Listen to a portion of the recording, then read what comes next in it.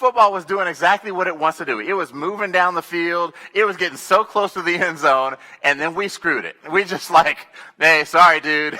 You got to go backward 10 yards. And that was when I realized that in football, the football is the customer. Right? The football is who we're all working for. Our job is to advance the interests of the customer. We advance the football down the field. And we're allowed to keep the football as long as we keep making forward progress. So the football's not loyal to us. Right? As soon as we stop making forward progress, the football's like, hey, listen, this isn't working out. Pump me to the other team.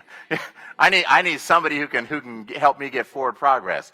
Right? If the football is what we're all working for, it's what the players and the coaches and the fans, everybody is galvanized around this one thing. How do we advance the interests of the football? And when I got out of football and into the business world, started to understand that, yeah, this is what we're doing in business, that we all have to get focused on. In your case, your advisors are your customers. They're your football. How do you advance the interests of the advisors? How do you advance whatever it is that's important to them? How do you make that happen for them? And that's the only loyalty that you'll ever get.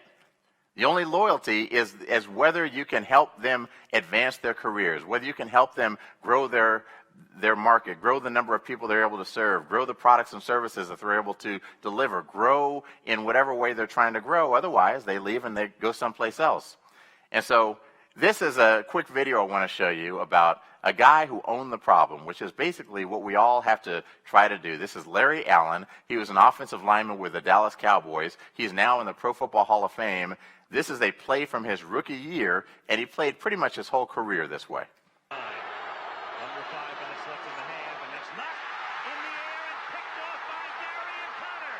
And Connor is inside the 40, the 30, and tackled at the 16-yard line. Larry Allen, I can't believe that. Give me a break. The rookie from Sonoma State. This guy weighs 325 pounds. Wayne Martin batted it. We think Darian Connor with the pick, and Allen saves the touchdown. I can't get over that. He runs down a very speedy linebacker. A little bit of an angle, but this is a huge man. This guy's got a rocket booster strapped to his back. All right, there's the bat by Martin.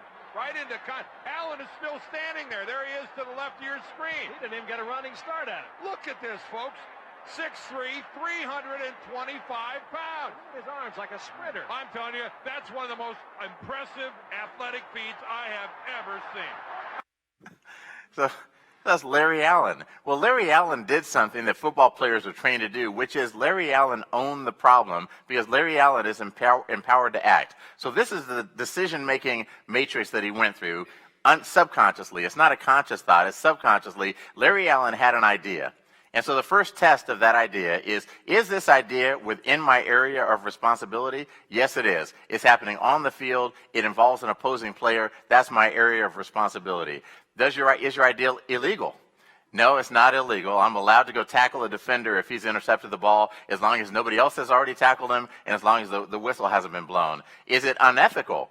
No, I'm not going to horse collar tackle him or rip him down by his face mask. I'm just going to run down and wrap up his legs and tackle him. Does it contradict our values or undermine our goals? No, it doesn't. This is what we're supposed to be doing. So if you have an idea that's within your area of responsibility, it's not illegal, it's not unethical, and it doesn't undermine or compromise our goals or objectives, then go do it.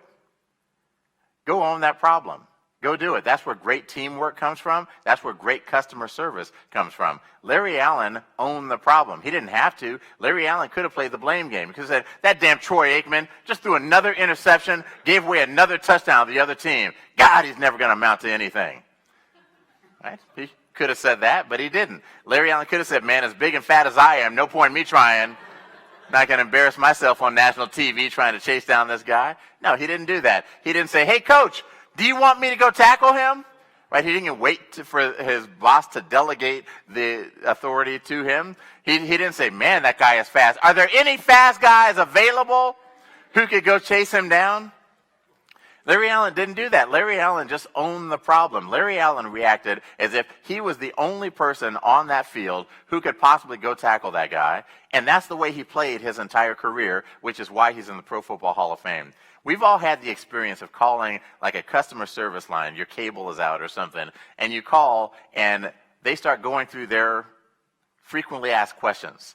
Have you tried this? Have you tried that? Have you tried this? And you recognize, okay, I know that those things aren't my problem. I've already tried all those things. But you also understand, yeah, they have to go through some kind of checklist for efficiency. Their business can't run without having some kind of checklist. But you get to the end of their checklist, and they say, yeah, I'm sorry, I'm going to have to transfer you to a different department. So they transfer you, and then you start over with a new person, with a new checklist, and you go down the checklist, and they say, I'm sorry, I can't help you. And really, all you want somebody to own the problem. You want somebody to say, I'm going to stay with you until we get this solved. So I can't solve it for you. I'm going to transfer you over to Bob, but I'm going to tell Bob if he can't solve the problem to send you back to me, and then I'm going to try something else, but I'm going to own your problem until we get this solved. That's all anybody ever wants from you. They want you to own the problem. They want you to stand beside them and say, we're going to solve this together. And that's what Larry Allen did on the field. Tell you a quick story about my first girlfriend, because I know many of you are curious. Lysandra Johnson was the most beautiful sixth grader God had ever created. And for the record, I was in sixth grade too.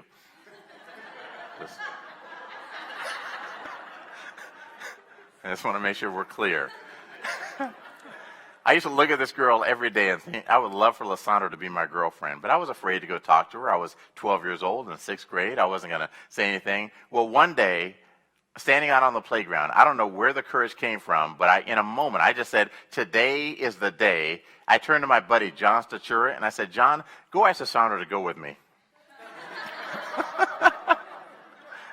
So he goes walking across the playground. Lysandra's standing with a little group of her friends. He says something to her. She says something back. All the friends giggle. He comes walking back to me, and he said, Reggie, Lysandra said if you want her to be your girlfriend, you've got to ask her yourself.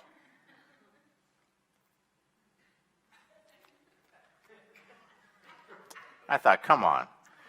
I'm 12 years old. I sent my best man. I mean, what does she want from me? Well, there was no way I was going to ask her myself, so I just continued to lust for her from afar for the rest of that school year. So, summer break came, and I thought about Lysandra Johnson every day of summer break. The next year was seventh grade. That was the first year at our school. You had lockers between classes and a different class every hour. First hour, I had wood shop. I found out that day, the first hour, Lysandra had home economics. At my school, you're allowed to change one class as long as the class you're moving out of met at the same time as the class you're moving into. So I walk in the principal's office. I said, I'd like to change from woodshop to home economics. I walk in the home ec room that second day of school. There's 22 or 23 girls in this classroom, one boy named Jurgen Kuhn, and now me. I asked a girl named Tara Vergamini to move over so I could sit next to Lysandra Johnson, and that day I asked her to go with me myself.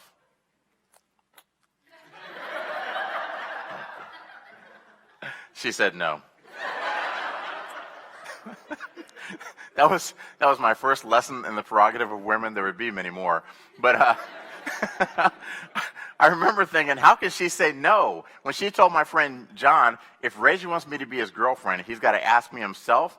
That's basically yes, right? That's yes. How can she now say no?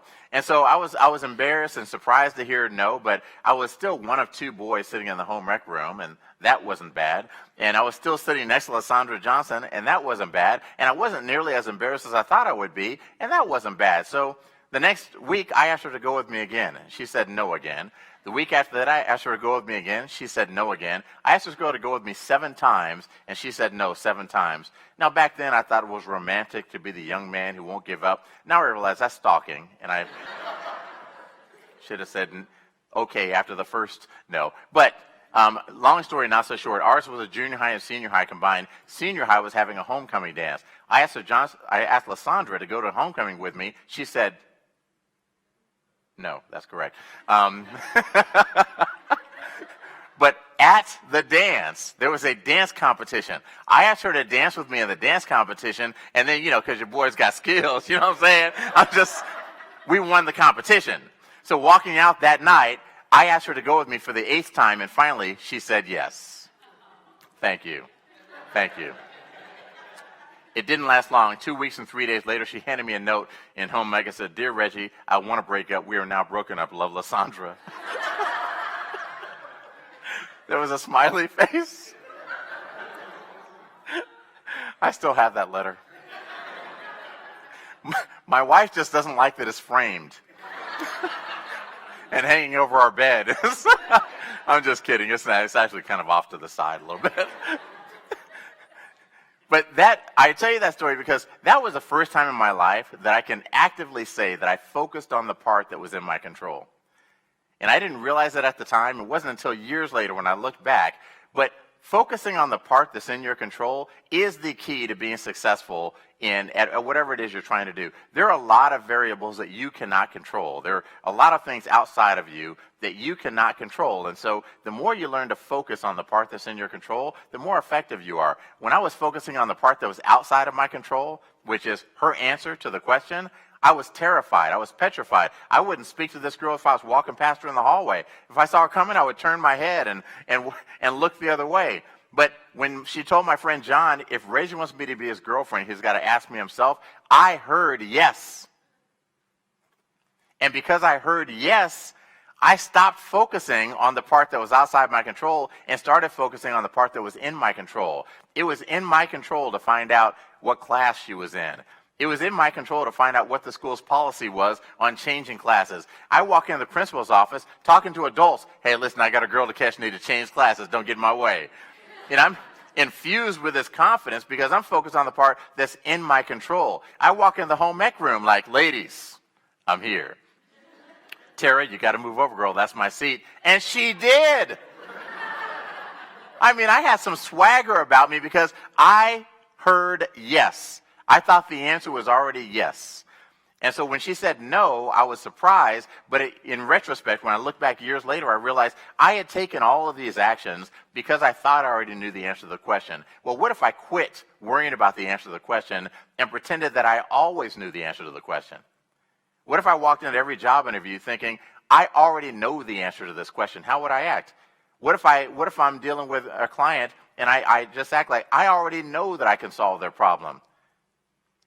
Focus on the part that's in your control, and the part that's really in your control, if you want to break it down, you have goals and you have behaviors. Goals are things that are primarily outside of your control. They're things you want to achieve, but they're outside of your direct control. Losing weight is a good example. I want to lose weight. Most of us have been on a diet at some point or another, but I can't say, hey, everybody, lose 5 pounds right now. Right? You don't have direct control over your weight. You have influence over your weight. You don't have direct control over your weight. Everybody raise one hand in the air, please. That's a behavior. You have direct control over your behaviors. You have direct control over the tone of voice that you have, direct control over what you think about, direct control over all these things that are your behaviors, your day-to-day behaviors. You don't have control over your goals, but the more you learn to focus on your behaviors, the more you start achieving your goals. And so whatever your goals are, start breaking them down into what is it that I can do today from a behavior standpoint that's going to move me a little bit closer to my goals. All right. Setting and celebrating incremental gains is something that teams do well. Every team celebrates all the time, and the fans are so educated about the metrics of football that they recognize success on sight when they see it, and they leap to their feet and cheer. And so I miss that. Before I move on, I missed that when I came out of football. I remember I came out of football into the radio business, and we were sitting in the office one day, and this lady, I can't remember her name, we'll call her Barbara. She had just gotten off the phone with somebody. She was trying to make a sale, and she had just gotten off the phone, and she hangs up, and I'm like, woo, Barbara, way to go! And it was like everybody else was silent, and I was like, oh, we don't celebrate that? Okay, gotcha. I thought that was a good phone call. I mean, I'm just saying it just sounded good, you know? But to me, it was like, oh, why wouldn't we celebrate our successes along the way? Why wouldn't we be enthusiastic about what our teammates are doing? Why wouldn't we always be doing that? And so I think that is missing from a lot of workplaces. It doesn't seem like it's missing here, just in a little bit of the culture that I've seen. But I think the more you celebrate, the more enthusiasm everybody has, the more momentum you have toward the goals that you're trying to achieve. And so who can tell me what this is? Raising the flag on Iwo Jima. That's exactly right. In 1945, this is the Marines raising the flag. How did you know what it was when the picture was this small? It's recognizable. It's iconic. Yeah. I'm going to remember you in just a moment. You have an unusual name.